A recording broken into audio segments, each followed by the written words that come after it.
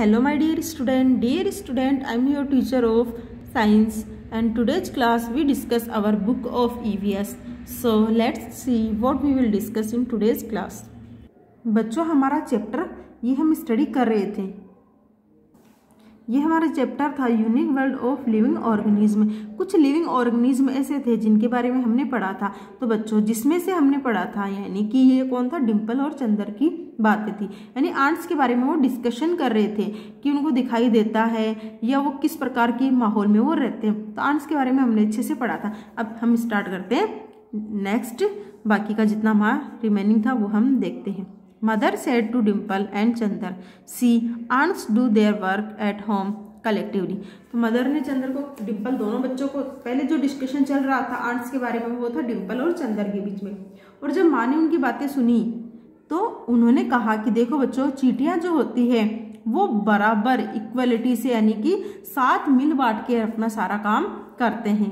You should also work together, और आप लोगों को भी साथ में मिलके काम करना चाहिए। On the basis of their duties ants are called queen ants, worker ants and soldier ants. और उनकी जिम्मेदारी, ड्यूटीज यानी जिम्मेदारियों के आधार पर चींटियों को 3 भागों में बांटा गया है। क्वीन आंट यानी क्वीन आंट, वर्कर आंट और सोल्जर आंट। अब बच्चों को 3 पार्ट्स में क्यों डिवाइड किया गया है वो हम आगे देखते हैं, क्योंकि इनकी जिम्मेदारियों के आधार पर बांटा गया। क्वीन आंट को क्वीन आंट क्यों कहा जाता है, वर्कर आंट को वर्कर आंट और सोल्जर को सोल्जर क्यों कहते हैं वो देखते हैं हम आगे। Salts or salted water is sprinkled to disperse ants. These days, insecticides is also used to disperse ants. This is harmful for us too.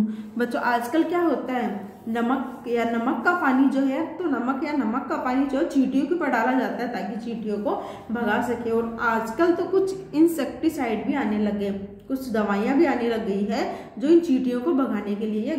कई बार ऐसा होता है हमारे घर में काफ़ी ज़्यादा चींटियाँ आ जाती है तो वहाँ हम दवाई डालते हैं, तो ये दवाइयाँ उनके लिए तो हार्मफुल है ही, उसके अलावा हमारी बॉडी के लिए भी वो काफ़ी हार्मफुल होती है। तो ऐसा हमें इस्तेमाल नहीं करना चाहिए। अब देखिए, work of ants, name of the basis, यानी चींटियों को 3 भागों में बांटा गया है, क्वीन आंट, वर्कर आंट और सोल्जर। अब देखिए क्वीन आंट का क्या काम है, ड्यूटी क्या है क्वीन आंट की, to lay eggs. Queen ant का काम क्या है, अंडे देना, यानी अंडे देने का काम सिर्फ और सिर्फ कौन करता है, क्वीन आंट।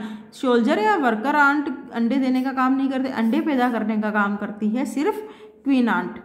सेकेंड है वर्कर आंट। वर्कर आंट देखिए क्या करती है, to take care of the eggs.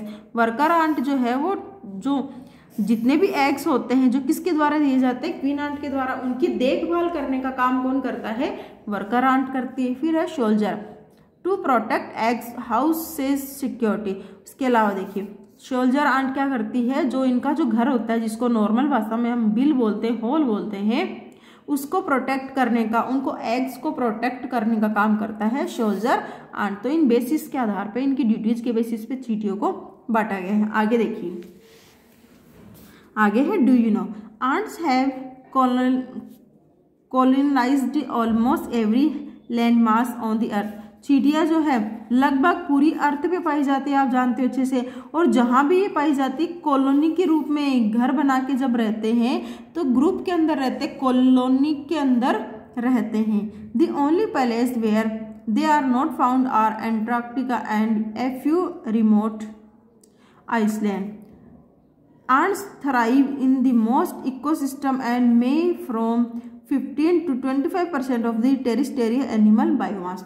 और आंट चींटियाँ जो वो लगभग सभी जगह पाई जाती हैं, लेकिन ऐसा माना जाता है कि, ऐसा कहा जाता है, ऐसा है कि अंटार्कटिका जो है, अंटार्कटिका में चींटियाँ नहीं पाई जाती है। और उसके अलावा कुछ ऐसे आइलैंड हैं जहाँ चींटियाँ नहीं पाई जाती। बाकी अर्थ में जितने भी लिविंग और रहने के लिए जगह है उन सभी जगह आंट्स पाई जाती हैं।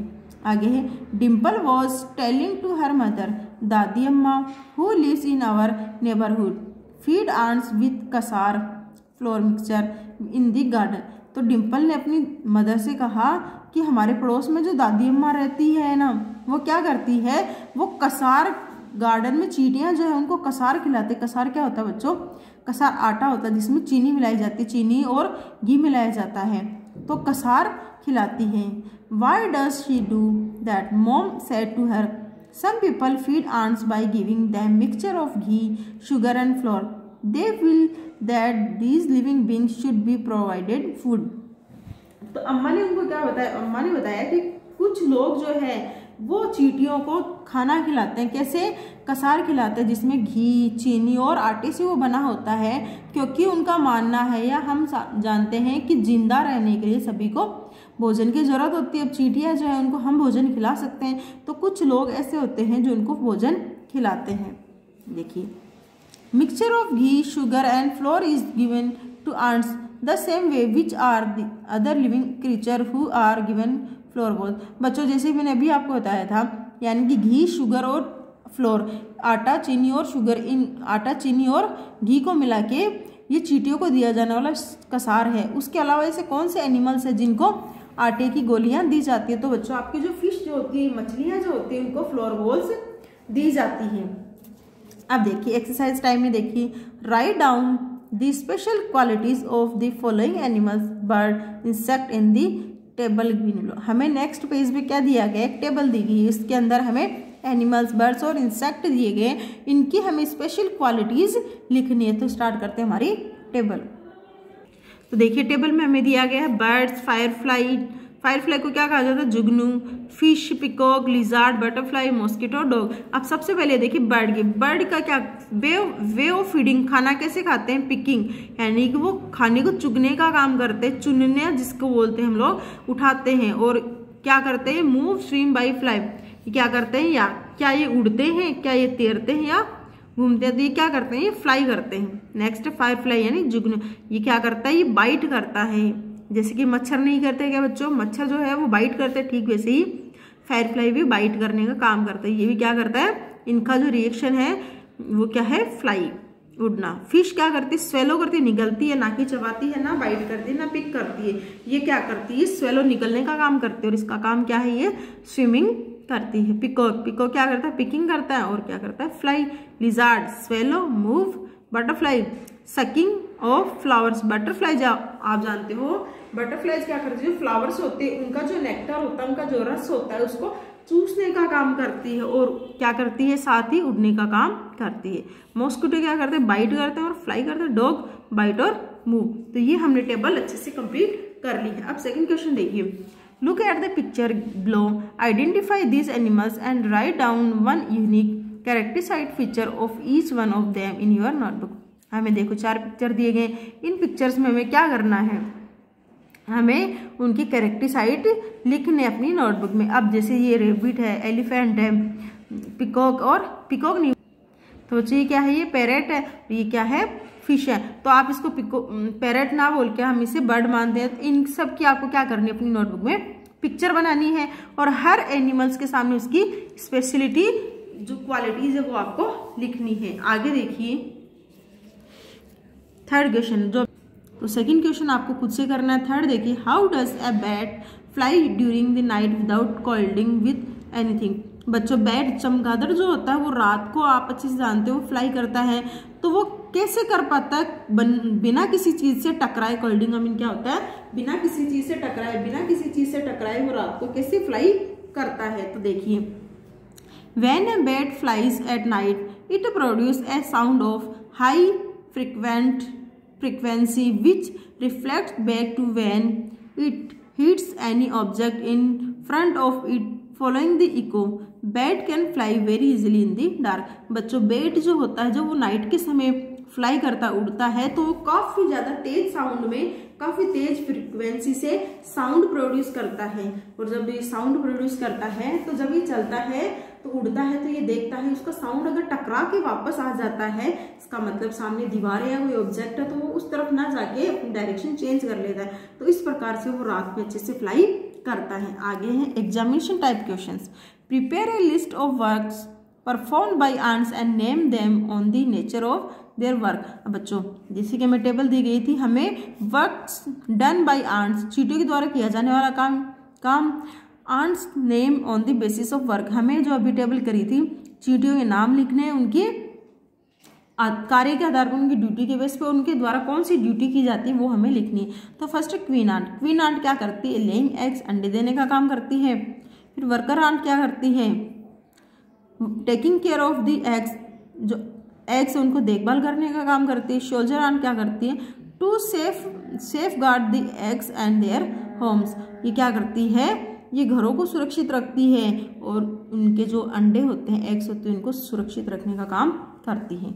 आगे है द करेक्ट देखिए, विच of these things can be identified through smell, smell के द्वारा हम किसे किसे पहचान सकते हैं, वाटर, एयर, सन या फ्लावर। तो जैसे आप जानते हो फ्लावर जो होता है उसको हम स्मेल से पहचान सकते हैं। आगे, which of these possess eyes different from those of human beings, इनमें से किसकी आइज जो होती है वो ह्यूमन बींग से डिफरेंट होती है।